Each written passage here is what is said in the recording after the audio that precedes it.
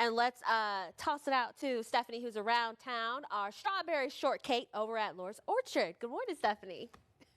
Oh, that's so cute. Good morning, Janae and Tim. Yeah, that's right. I'm at Lohr's Orchard, and this morning we are learning to pick the perfect strawberry. You may know this farm. It's been around for decades, where you can find pumpkins and vegetables and also strawberries, and the season is officially underway. And joining me this morning is Candace, who can tell us how to pick the perfect strawberry. So Candace, tell us a little bit about this, because I know there's a technique. There is definitely a technique to picking a nice strawberry.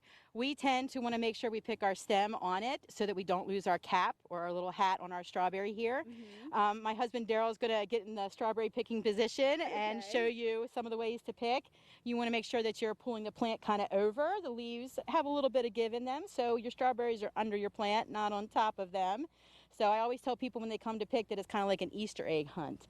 So don't think it's going to be right out where you can see it. Sometimes you need to move that plant around to see where the berries are. But you do want to keep that little bit of stem and that cap so that you keep your juice inside your berry. So when you're picking them, and before, you want to have that cap before you wash them too, because you don't want water to soak into your berry. What we're looking at right now is just rows and rows of strawberries each year. How many strawberries do you feel like you guys approximately grow? That's the man that probably knows more, because he picks a lot of the course that we retail. Okay, wait, I'm going to come over here really quick. We grow about 2 acres of strawberries. Okay, and people come out each and every year to pick strawberries. I mean, how many are like cartons, because we have some already picked, are they allowed to walk away with? As many as they want. They pay by the pound, and they can pick to whatever they want. What is like the perfect weather for strawberries to grow in? Dry and cool. And that way they don't ripen too fast, and it extends our season out. And it has the most juiciest strawberries that you can find here. And we're also going to be telling you, after you pick your strawberries, how to properly store them and what you can do with them after. So coming up, we're going to have that and more. So stick around. Janae, Tim, I'm going to send it back to you guys in the studio. You know what? Amy, come back to work. I'm kidding. Check back with Stephanie, who's around town outside picking strawberries. That's right. We're still here at the orchard.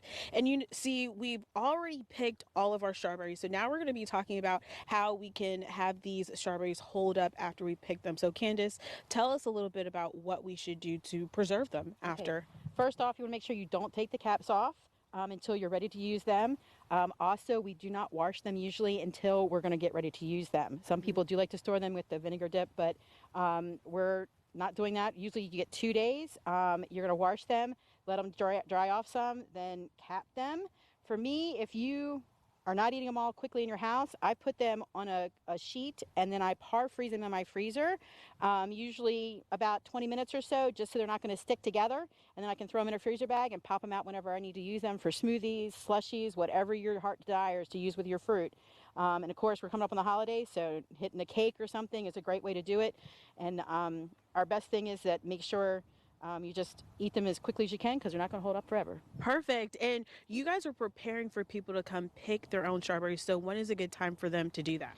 Okay, so usually we recommend you pay attention to our Facebook page. I will post when we have availability enough to take people on. Pay attention to the directions, read them, and you'll get a spot to come and pick. Perfect. Okay, so you guys are just one of many that we can find here. And so we have Kristen with the Maryland Department of Agriculture, who can tell us more about where we can find them in Maryland. Good morning. Good morning. Thanks for having us out here today. So Lohr's is one of our favorite orchards, of course, but we have tons across the state, which you can find on marylandsbest.net. Type in your zip code and find the ones closest to you. There's lots of people gearing up for their strawberry festivals and pick your own season right now.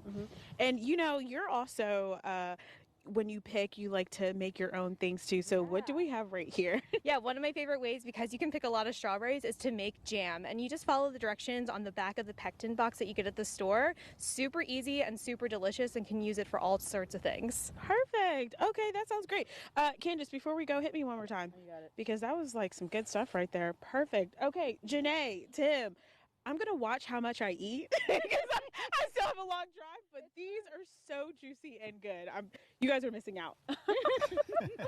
I feel like strawberries are okay to eat. You know why? It's healthy. It's natural. Yeah. What can go wrong? Thank you, Stephanie.